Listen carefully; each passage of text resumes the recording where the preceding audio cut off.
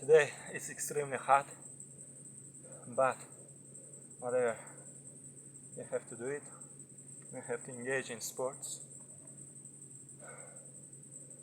So yeah. I started my workout doing push-ups, just 3 sets. I did my workout in natural place. It's truly hot today, but no excuses. I have to work harder.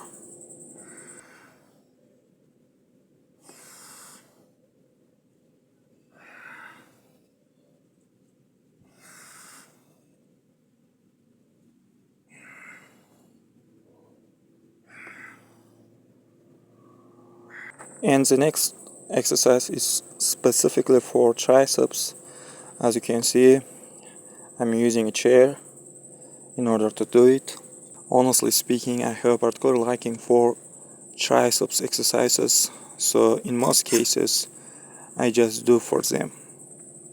In order to stay in good shape, you don't need a modern gym, you don't need dumbbells, heavy weights, or fitness machines. You just need your body weight.